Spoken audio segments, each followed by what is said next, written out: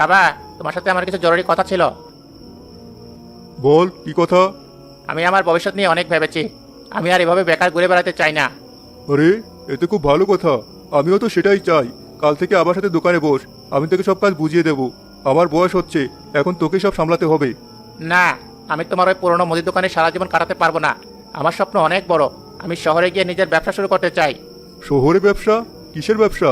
এর জন্য তো অনেক টাকার প্রয়োজন। এত টাকা আমি কোথায় পাবো? কেন পাবে না? তোমার যা জমি জমা দোকানপাট আছে তার অর্ধেক তো আমার। তুমি আমার ভাগের সম্পত্তি আমাকে বুঝিয়ে দাও, আমি সেগুলো বিক্রি করে ব্যবসার মূলধন জোগাড় করব। কি বলছিস এসব তুই? আমি বেঁচে থাকতে আমার সম্পত্তির ভাগ? তোর মাথা খারাপ হয়ে গেছে? এই যা কিছু আমি করেছি সব তোদের দুই ভাইয়ের জন্যই। আমার পরে তো সবই তোদের। তোমার ছেলে তো ভুল কিছু বলেনি, ও নিজের পায়ে দাঁড়াতে চাইছে, এটা তো ভালো কথা।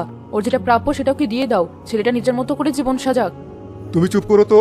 তুমি ওর মাথাটা খাচ্ছ। তুমি বুঝতে পারছো না, ও কোনো ব্যবসার কথা বলছে না। ও শুধু টাকা চায়। এই সম্পত্তি পেলে ও 2 দিনে সব উড়িয়ে দেবে। ওর সেই যোগ্যতা বা দায়িত্ববোধ কোনোটাই নেই। তার মানে তুমি সাফ সাফ বলে দিচ্ছ যে আমাকে আমার অধিকার দেবে না? তুমি চাও আমি সারা জীবন তোমার গোলাম হয়ে থাকি, আর ওই বাইরের ছেলেটা সবকিছুর মালিক হয়ে বসুক? রুবেলের কথা এখানে আসছে কেন? ও নিজের পরিশ্রমে আজ এই জায়গায় এসেছে। ওই ব্যবসার জন্য রক্ত পানি করেছে। আর তুই তুই কি করেছিস? শুধু আমার টাকা নষ্ট করা ছাড়া। আমি তোমার রক্তের ছেলে।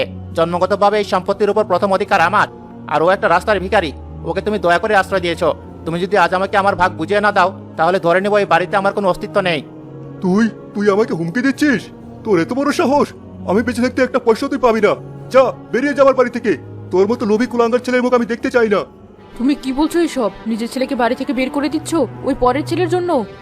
যে ছেলে বাপের বুকে বসে সম্পত্তির জন্য ছুরি চালায় সে রক্তের হলেও পর।